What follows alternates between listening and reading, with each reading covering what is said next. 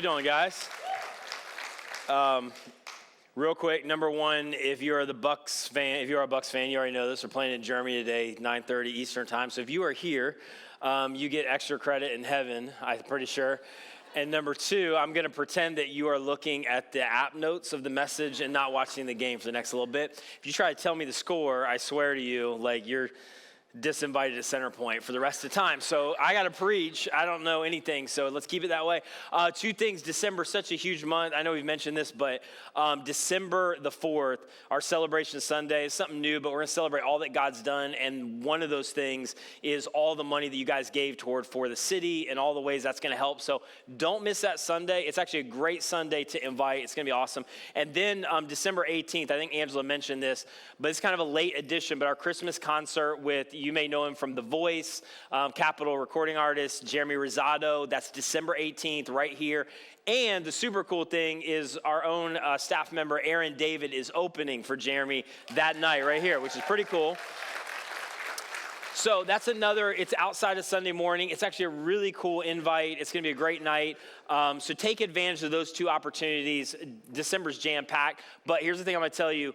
Those tickets for the Christmas concert are going to go super, super fast. So you want to grab those on the app. If you don't have the Centerpoint app, go get that. Or go out to the info center today. They can give you more info or hook you up. But I just can't stress enough, get those tickets really, really fast. So with that, we're in part 3 of this series, God of the Underdogs. My wife is kind of team teaching this with me, and she's going to be back next week to land the plane on this series.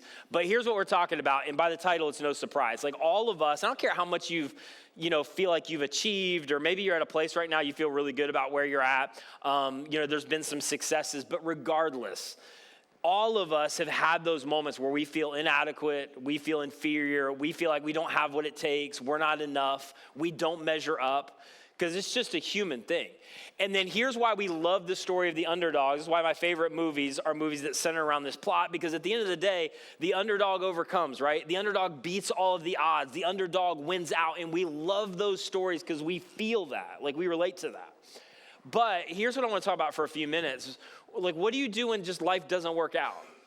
Like, what do you do when it's not going to go as planned? Either maybe because of decisions that you've made, and we all have some of those, or decisions that other people made that are going to impact you. But what do you do when your life just trumps your plans? Because there are certain times, and this is where I wanted to make sure I was really real in the series, because you guys are listening to, hey, God has an incredible plan and will and destiny for your life, and here's who you are, and you need to remember it, and there is no dream that's too far gone for God to resurrect and for God to lead you toward it, and all of those things are true. But there's just moments, though, in life, and this is just reality, where we recognize that there's a dream that is not going to happen. There's a dream that not only won't come true, it can't come true. And you recognize that what you wanted for marriage isn't going to be your experience and your reality. There's a relationship that's not going to be reconciled. There's a daughter that's not going to get walked down the aisle. There's a high chair that's going to stay empty. There's a school that you're not going to get into, and you've prayed and you've pleaded and you've hoped, and it's not going to happen. There's a business that's not where you wanted it to be. You're in a season of your life right now at 54, and it's not what you expected, or you're at 24, and you've already had some dreams that you've come to a dead end on, and you're just at a place where there are some dreams that are not going to happen. And isn't this true sometimes, especially depending on your faith background, is you can get to that crossroads, and it almost feels like God's let you down. In fact, in some cases, it feels like God almost owes you, or God promised you, and now God is not coming through. And then the other really difficult dynamic is you look around at other people, and whether this is reality or not, I don't know, but it just feels like it. Their dreams are coming true. Their prayers are getting answered. They're beating the odds. They're overcoming. And here you are, and you feel like you've been faithful, and it's not happening for you.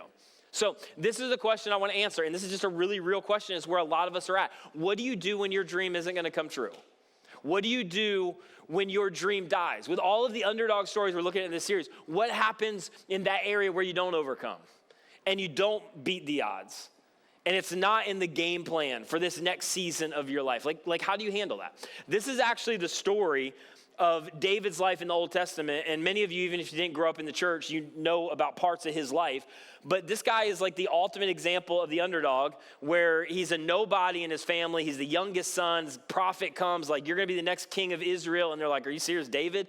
And David, again, against all odds, eventually defeats Goliath. Like, everybody knows that story. So he has these epic moments of everything is against him, and yet somehow he overcomes. God does something extraordinary in his life. And then after he's anointed, he goes to the kingdom where Saul is still the king, and Saul's so incredibly jealous that he runs David out, and basically David lives for a while as a fugitive. And during that season, you can read it on your own, there's some dreams that die for David. And some of those dreams, it wasn't because of his choices, it was because of other people's choices. And what you find out, and this is really important to where we're going in a second, that during that season, David is so disheartened and so discouraged that he begins to make decisions that compound his problem and actually lead to more regret. And then later on, after running as a fugitive, he ends up becoming the king of Israel, and he makes some bad decisions of his own that kill some more dreams. And yet David, as we're going to see in a few minutes, had learned some lessons by that time. So by around his 50s, David is the king of Israel. He's gone through all of these incredible moments where one moment he's the underdog, overcomes. The next moment he's in this place that could only be attributed to God's favor on his life. And then somebody blows it or he blows it, and he ends up back in a place where all the odds are against him again. But finally he's in his 50s, which during that time is a pretty old dude. And the famous story of him sending his men out to war, he stays at home and he spots this girl Bathsheba bathing. And there was a lot of issues with kings during that time. We talked about it in week 1, but the biggest issue was you couldn't tell the king no. So the king's like, go get her for me. They bring Bathsheba in, and again, just so you know, there's going to be a lot of narrative that I'm going to walk through because I want to do this story justice. If you got your kids in here, there may be a few trigger warnings because I want to tell this thing like unvarnished, but I want to make sure that you get the impact of kind of the 40-year history I want to narrate for a few minutes. But he sees Bathsheba, he says, go get her, bring her into me, and for the next probably several nights, they sleep together. Well, then the pregnancy test turns up double lines, and David realizes that he's got a big, big problem. And so he goes into action to go send for Uriah, which is Bathsheba's husband, brings him back to the kingdom. He's like, hey, you've worked really hard. You've done incredible, helping lead my military forces. Why don't you go in and spend some time with your wife? And so Uriah is so honorable that he's like, my men are out to war. I'm not going to come back, stay in my home, and sleep with my wife. And so David tries for several nights. None of it works. And then finally he's like, well, plan B. I'm going to get Uriah drunk. And so he gets Uriah drunk and he's like, hey, why don't you go, spend some time with your wife? And Uriah, again, is so honorable. He's like, my men are out to war. I'm not going to come back to the kingdom, enjoy the comforts of home, and be with my wife. And by the way, if you were to stop the story right there and have a conversation with God, you'd be like, hey, God, your promise for, the next king of Israel who's going to ultimately, through his line, birth the Messiah, you picked the wrong guy. You should have picked Uriah. He's much more honorable than David. So that doesn't work. He still doesn't sleep with the wife, so David's like, plan C. And so he basically drafts a death warrant. Uriah has no idea, puts it together, gives it to Uriah, and is like, hey, take this out to my commander Joab. So Uriah goes back into the battle, gives it to the commander Joab, and like everybody else, the downside of having a king is you can't tell the king no. Joab isn't able to tell the king no, and so he gets the letter, and it's basically this death warrant to send his men out into this battle, withdraw the flanks, leave Uriah exposed, and inevitably Uriah is going to die. And that's exactly what Joab does. And Uriah dies in the battlefield, and word gets back to Bathsheba, and she is heartbroken over the whole thing. And so immediately David thinks, I dodged a bullet, things are good. He takes in Bathsheba, so there's kind of this perception of magnanimously David's gonna raise this child of the heartbroken widow. The only problem is the walls talk, and you can't keep a secret. And everybody's going to find out. And eventually, if you know the story, Nathan, who's a prophet, comes to David and he tells a story that's fictitious, but it's about David. And he gets to the end. He's like, David, by the way, the story I just told you, it's you. I'm talking about you. And David realizes what he's done. It hits him. And all of a sudden, he's heartbroken. And he recognizes That things are never really going to be the same again. And then there's just a side note to this real quick that's so important in David's story, because the consequences of his actions are not going to catch up for quite a long time. And this is just the reality for all of us, that every off the rails decision, every bad decision, every dysfunctional, I'm going to do it anyway, every sin comes prepackaged with a consequence. And the problem is the decision and the payoff, a lot of times there's a massive gap. And it is not that God's trying to pay you back or get you back. If you know the gospel or the good news, that already happened to Jesus at the cross. But this is just life, right? This is cause and effect. This is sow and reap. And so David makes some decisions, and little does he know, those decisions cannot be confined to the moment. He cannot keep them secret. And ultimately, his decisions are leading to a future destination. And so here's what Nathan says to him in 2 Samuel chapter 12, verse 11. This is what the Lord says. Stay with me. I promise this is going somewhere. Your own household, I'm going to bring calamity on it. And verse 12, what you did in secret, I'm going to do this thing in broad daylight before all Israel. Because, David, you're the king. And the king's accountable. In fact, the king has a different standard, and he's accountable to the entire kingdom. And so then David said to Nathan, I have sinned against the Lord. And one of the things about David, man, with all of his off-the-rails behavior, he understood he was the king, lowercase k, but he understood that he was in relationship with capital the king. And so David recognizes, I've sinned against the Lord, the king of all creation. And Nathan replied, the Lord's taken away your sin, and you're not going to die. But there's going to be consequences for what you did to Uriah. Because David made a decision with a prepackaged destination, a prepackaged ultimately consequence. And so a year goes by, nothing happens. 5 years go by, nothing happens. A decade goes by, nothing happens. And finally, David's consequences catch up with him. And unlike other seasons in his life, David is going to recognize, I'm not going to be able to overcome this. I'm not going to beat the odds. I'm not going to be different. And so in this moment, about 10 years later, David recognizes that there are some dreams that are not going to come true. There's some dreams that are not going to be fulfilled. That part of the story picks up with his oldest son, who is Amnon. His oldest son was next in line, obviously, to be the next king of Israel. And this is where it turns unbelievably like Jerry Springer. Is that still on or whatever? Like, you know what I'm talking about, though? It just gets dysfunctional and crazy and then crazier. So Amnon is in love with his half-sister Tamar. So this is revealing all you need to know about the family dysfunction in the David household. And he tries everything he can to kind of start something with her. She doesn't even know he existed. It's a big kingdom. He's obsessed with her. So he decides he's going to pretend to be sick, and then he asks his attendants to bring in his half-sister Tamar to basically nurse him back to health. And when she gets there, so crazy, he tries to convince her to sleep with him. And here's where it's recorded in 2 Samuel 13:12. No, my, for emphasis, brother, don't force me. Such a thing should not be done in Israel. Do not do this wicked thing. And this is when it gets so heartbreaking. But he refused to listen to her. And since he was stronger than she, he raped her. And then as if that wasn't gut-wrenching enough, it just gets worse. Then Amnon hated her with intense hatred. And in fact, he hated her more than he loved her. And Amnon said to her after this whole thing, get up and get out. And I don't have time to draw the link, but like father, like son. David's egregious abuse of power is now being repeated multi-generationally. And so he sends her out, and Tamar understands, especially in this culture where women are commodities, that her life will never be the same again. And here's the crazy thing about it again. Nobody can keep a secret in the palace. Nothing is isolated. The walls talk, people are going to find out, and eventually the word gets all the way to David of what's happened between his kids, and David becomes furious. I mean, as you can imagine, he's so angry, and yet, this is so crazy to me. David does nothing about it. Partly, I think, because at this point in David's life, David has lost all moral authority, and he thinks, who am I to tell anybody else about their life? And David has no idea what to do, no idea how to move forward. He's been in situations before with all the odds against him, but he's in kind of, his back is to the corner, and he doesn't know what the next move is. Well, then that's when Absalom comes onto the scene. And Absalom is the third son of David. Probably the second son died. And he's the full sister of Tamar. They got the same parents.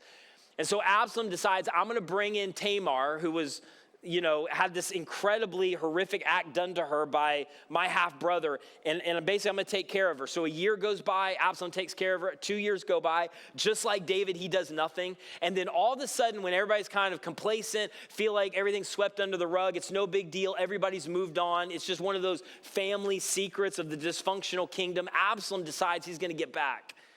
And so he throws this massive party. The drinks are flowing. It's open bar. Everybody's having an amazing time. And Absalom gets everybody drunk, including his brother, half-brother, Amnon.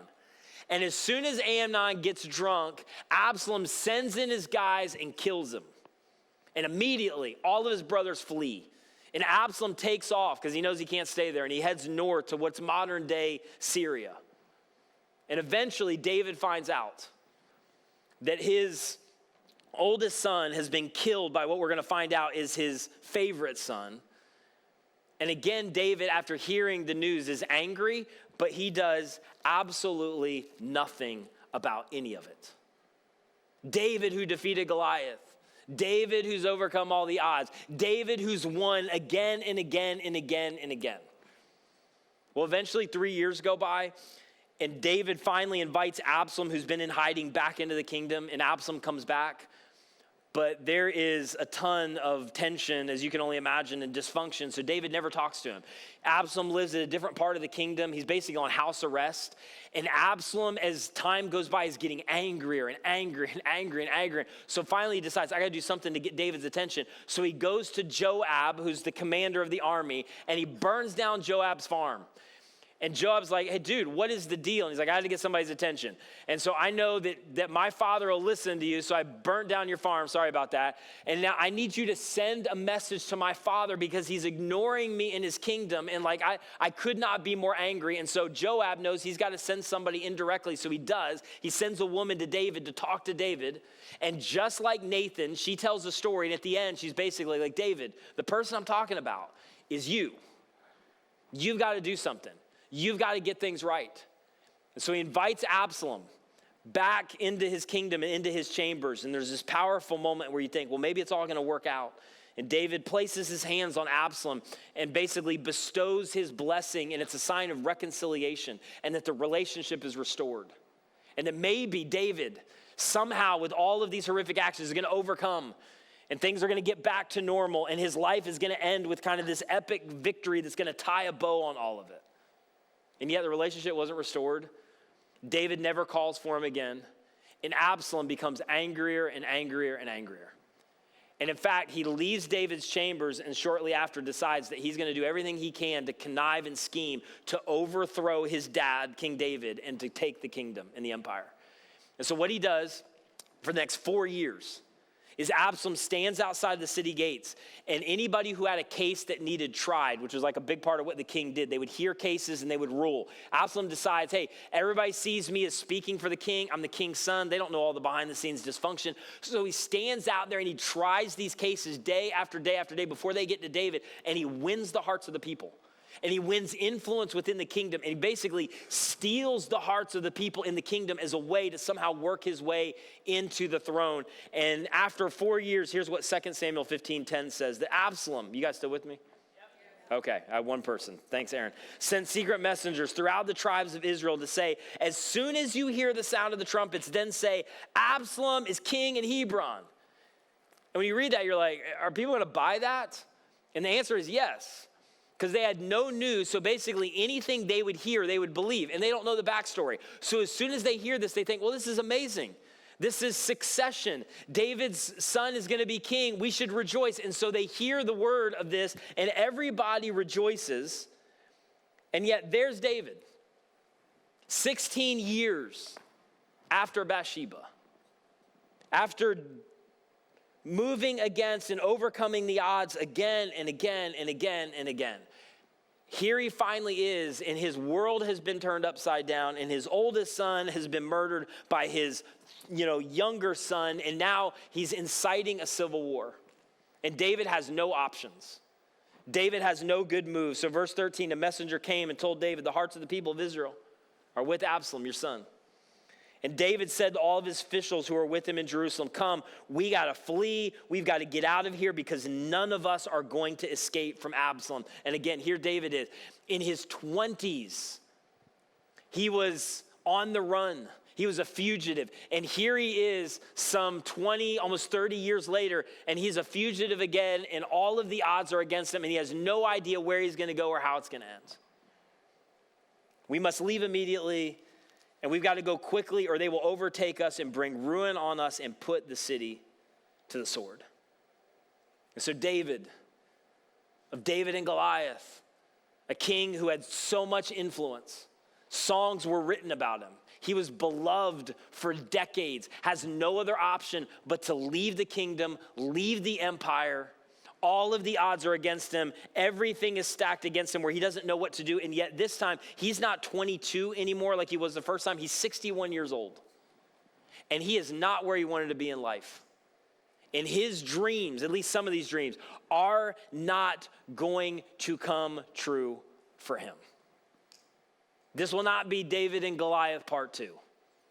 This will not be overcoming everything stacked against him part 2. It's not going to happen. And I just want to pause right there because that's exactly where some of us are at. And maybe the difference of your story, though, is like David earlier in his life. You didn't even choose this, but you are heartbroken. You are disillusioned. You are frustrated. You are angry. And in some cases, maybe it's our decisions, but we've got a whole lot of people who have held broken dreams or dreams that feel like they're dying, and it was no fault of your own, and you look at it to go, man, I did everything that I could do. I stayed when they left.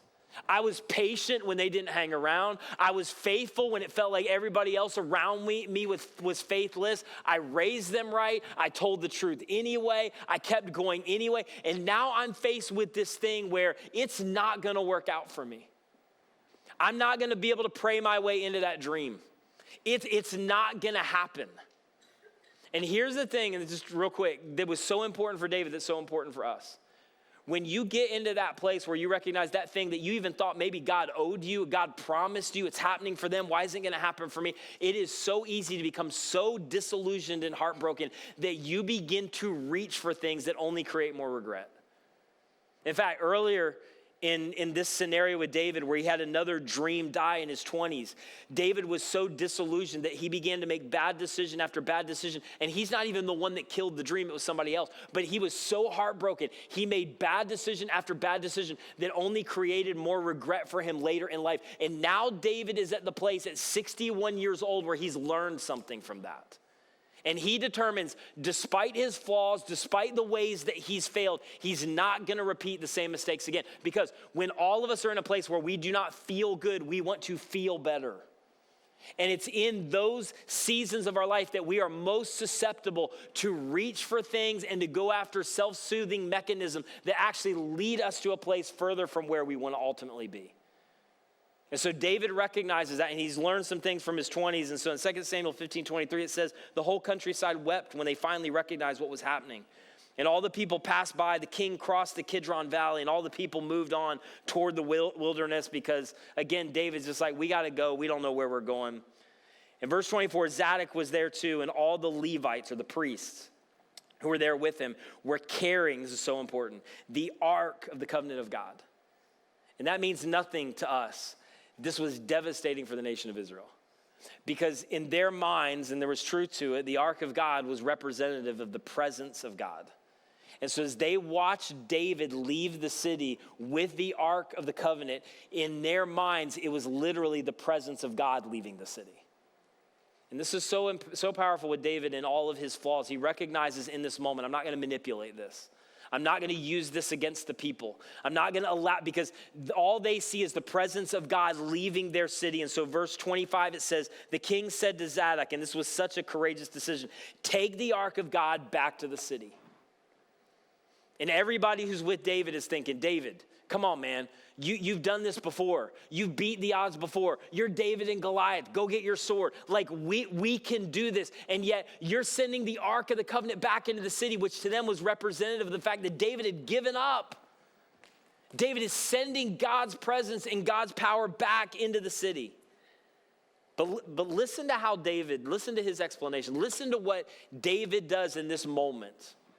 When he says this into verse 25, if I find favor in the Lord's eyes, I'm not going to manipulate this. I don't know how it's going to work out. I know I've contributed to a lot of this, but if I find favor in the Lord's eyes, he'll bring me back.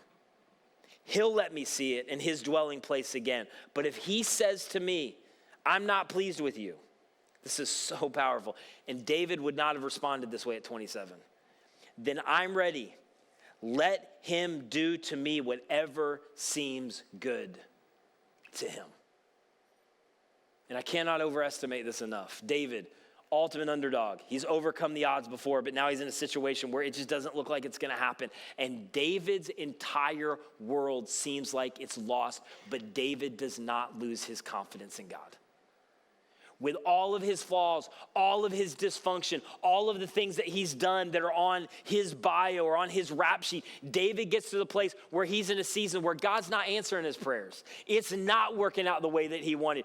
Goliath, or his metaphorical Goliath, is not coming down with a slingshot. And in that moment, it felt like God had abandoned him. And yet David, this is what I don't want you to miss, David chose not to abandon God when it felt like God had abandoned him. And instead, he decides that I'm going to remain confident in God even when I don't understand this and even when I am heartbroken around the outcome. Eventually, just stay with me for a second, Absalom comes back to take his place on the throne now that David's gone. The only problem is in that culture, if you wanted to be the undisputed king, you had to kill the king. And so Absalom's guys are like, listen, you've got to go after David. And specifically, he had an advisor by the name of Ahithophel who was an advisor to David, but now he switched sides because he was an opportunist. He's like, well, it looks like Absalom's going to be king, so I'm going to get in on that. And so Absalom asks Ahithophel, who once was a trusted advisor of David, what do I need to do? And Ahithophel says, listen, you need to pursue David. Don't give him time to organize because this dude is a masterful tactician. Go after him, kill him, and if you do, all of his men are going to follow you. And so Absalom's like, that's a good idea. Well, David hears about it, and he's got his own advisor who had stayed with him by the name of Hushi. And so he says to him, listen, here's what I want you to do. Ahithophel's still back there with Absalom. I want you to go back there, pretend that you're switching sides as well, and give them really bad advice. Like try to sabotage the whole thing. And so that's what he does. He goes back there. He gets in. Absalom thinks he can be trusted. And so he begins to give Absalom some advice about what he needs to do. And so Absalom asked him, and here was his reply in 2 Samuel 17:7. Hushi replied to Absalom, the advice that Ahithophel has given you is not good. You know your father and his men, they're fighters. They're fierce as a wild bear robbed of her cubs, which means nothing to us, but they got that reference. Besides, your father is an experienced fighter. He's not going to spend the night with his troops, and even now, he's hidden in the cave or some other place, and you're not going to find him. And so basically, Hushi, who's trying to sabotage the whole thing, is like, listen, let me give you some good advice. You need to wait. You need to kind of gather your men. And then, after you've waited for a while, you need to go after David. And Absalom's like, that's great advice. And Ahithophel's like, that's terrible advice. And Ahithophel is so devastated, he goes and kills himself. Because he just assumes, I'm gonna die in battle anyway, because there's no way that you are gonna match organizational skills and strategy with David. And so David now has extra time. He begins to recognize he needs to defend himself. He divides his armies into thirds. And again, you're thinking at this point, the music is swelling, and you're like, this is when David's gonna get it back. This is when it's all gonna end, and this is gonna be the David and Goliath, like, David divides them into thirds, and he gives this instructions. When you catch up, 2 Samuel 18:5, when you catch up, be gentle with the young man Absalom, my son, for my sake. And all of the troops heard the king concerning these orders about Absalom and each of his commanders, because David was not going to go into battle with them. In verse 6, David's army marched out to the city to fight Israel. And the battle took place in the forest of Ephraim, which, real important, meant, by the way, the only thing I could think of would like in the... Actually, I'll get to that in a second. When they get to the forest, this is where everything changes, because numbers mean nothing. And the fact that David's men are outnumbered, it's all about strategy. It's all about organization.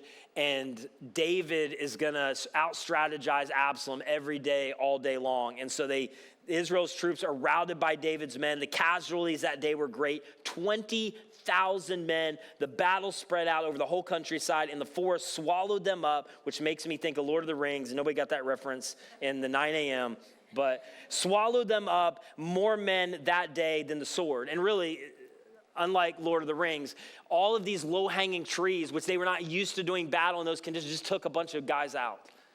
And they had 20,000 men, 20,000 fighters died that day. And rather than David, like he had done so many times in his life, overcoming odds, somehow rectifying this, moving this thing back into a great place, instead, he gets word that Absalom, rather than being taken a prisoner of war, was taken by Joab's men and he was killed. In fact, when Absalom's men find out about it, they just leave. They just go home. David gets word. He's heartbroken. In fact, he's so heartbroken and mourns to such a degree that Joab has to come to him to go, listen, you're losing all of your men because they think that you'd rather have them dead than Absalom, and yet they have secured for you the kingdom. You got to knock it off.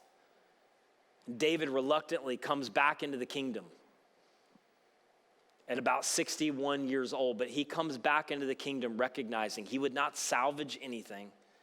His dreams for his future were not going to come true. And 9 years later, he was going to die, and his world would never be the same again. And here's why I tell you that whole depressing story. Here's what I love about this, and this gives so much credence and authenticity to the scriptures. David's biographers do nothing to hide all of his flaws and all of his failures. Because David's life, with hopefully some very, strategic differences with ours, but so much of his life is our life.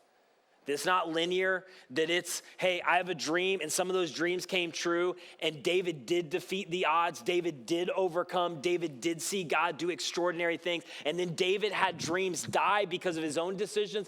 David had dreams die because of other people's decisions. And David gets to a place, like so many of us, with all of that kind of mixed bag in terms of our story. And he had every reason to abandon God when it felt like God had abandoned him. But here's what I love about his story that I relate to. With all of David's flaws, and he had a ton.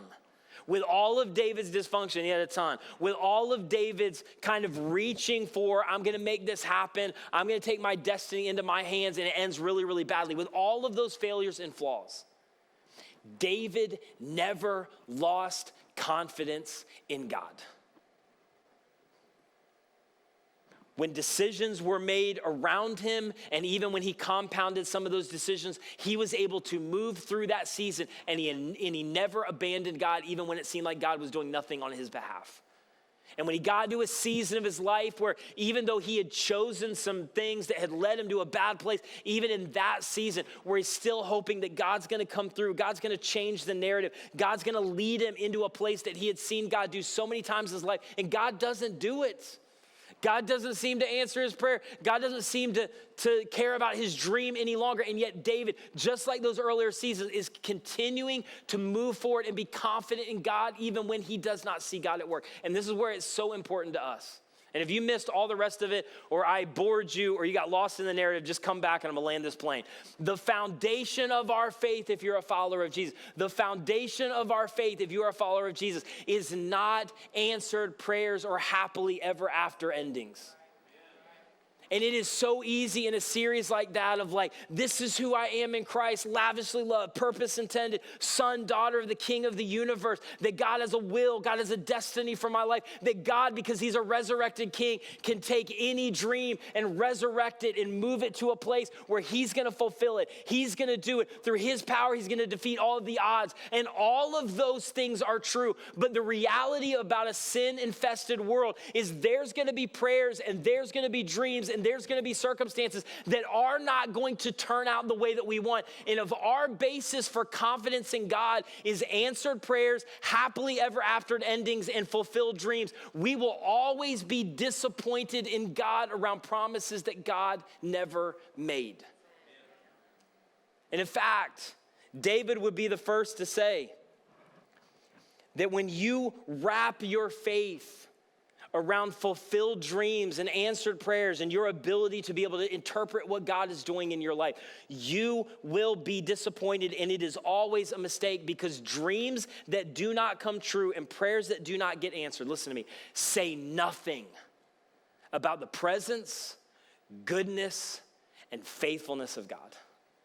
And in fact, David would say, when it felt like it was all out of control and God was not with me and God was not for me, do not buy into that lie, because God was with me every step of the way. And David would be the quickest to remind us, when you feel like, based on your circumstances, when you feel like, based on your unfulfilled dreams, when you feel like, based on the fact that you're in a season of life and this is not what you had for your 10-year plan, when you feel like, because of the decisions that they made, and you're carrying so much low-grade anger because you feel like they've sabotaged your future, when you are in that place and you are tempted to believe that God is absent, that God is apathetic, that maybe God is angry, that maybe God is forgotten, David would be the first to say, you are wrong about God.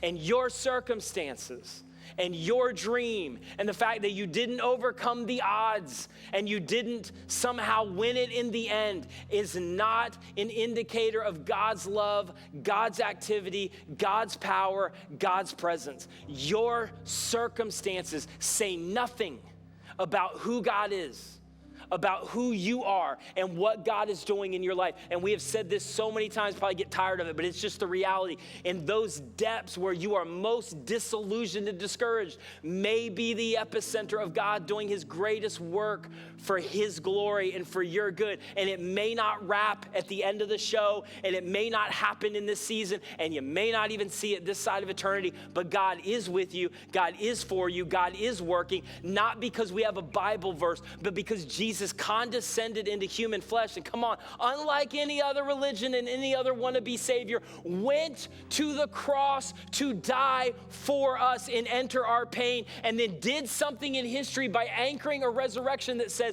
you may not see that dream come back to life right now, you may not see it resurrected in the moment, but everything you're doing right now is counting for eternity. And even if your own bad decisions have led you to a place that you don't want to be, you have a God that loves you, is for you and with you, because it's not on the basis of your performance, it's on the basis of his perfection. And so you have every reason to not abandon God when it feels like God has abandoned you, because history tells us he is with us, he is for us, he is working through us.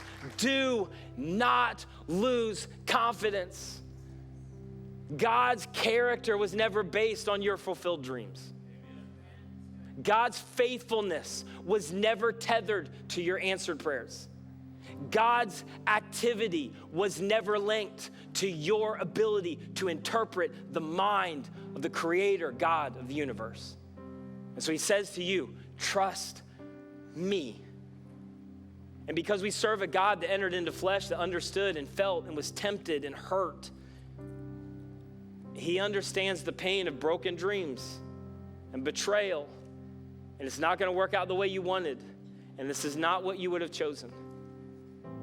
And maybe the best thing that we could do is mirror David's words when he wrote this in the midst of a circumstance that we can't by ourselves change. And it's not what we want to say, if I find favor in the Lord's eyes, he'll bring me back.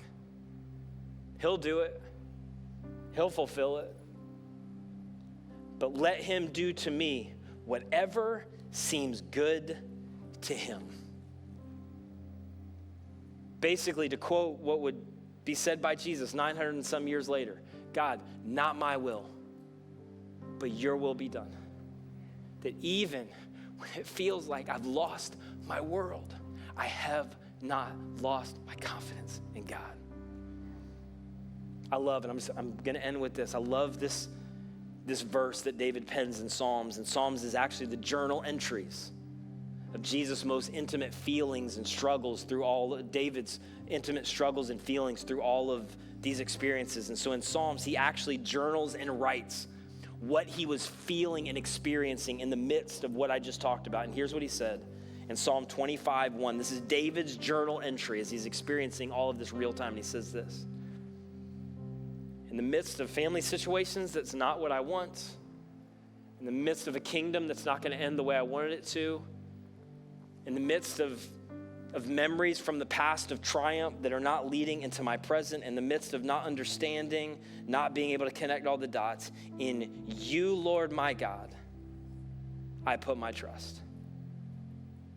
Not in my fulfilled dreams, not in happily ever after, not in my answered prayers, not in the fulfillment of my vision for my future. In you, Lord, I put my trust. And then David pens this in verse 5, my hope is in you all the day long.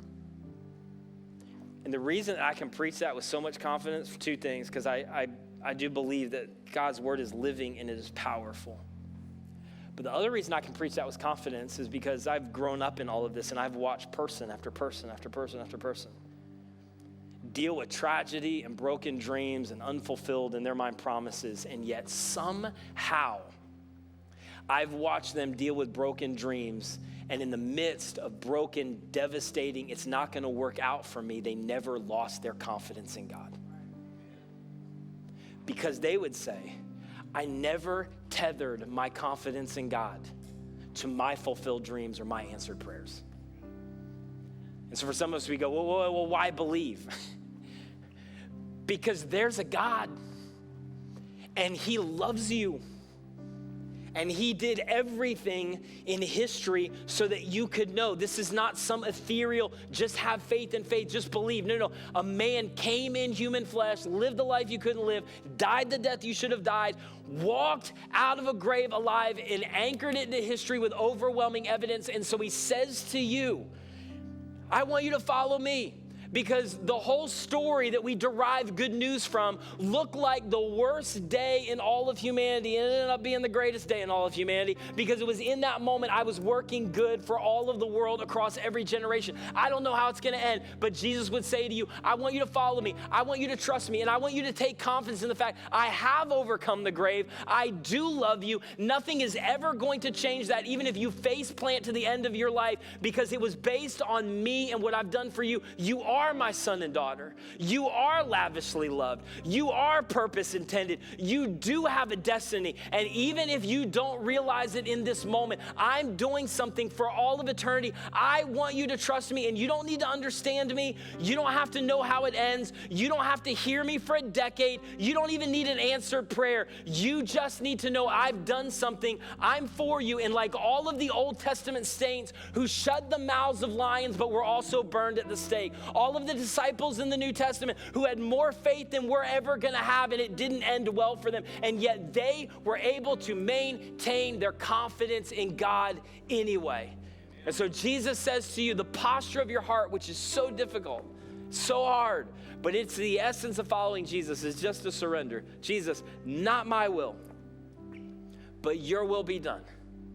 And I don't have to like it or understand it. But I want to come to the place of surrender that even when it doesn't work out and I don't see you, and I'm not going to beat the odds and overcome. When it feels like you've abandoned me, I'm not going to abandon you. And when it feels like my world is lost, I'm not going to lose my confidence in you. So if we could just end by declaring that, would you just, wherever you're at, would you stand with me? I want to invite you into this if you're listening via Unfiltered Radio, you're watching, you're podcasting somewhere. And I just want I want this prayer, this journal entry that David penned to be kind of our final prayer. And this, my hope is that you would take this with you. Because what starts as intellectual can somehow, by the power of the Spirit of God, move from your head to your heart to transform and change everything. And so I don't know what you're struggling with right now, obviously. I don't know what the relationship looks like. I don't know what your kids are struggling with. I don't know what dream has died. I don't know what place that you've maybe just recently gotten to where finally there's this realization that the hope that you had for how it was going to work out is just not going to turn out the way you wanted. But this is our prayer. And I want you to just say it after me if you would. In you, Lord, my God, I put my trust. My hope is in you all day long. Let me lead that one more time. In you, Lord my God,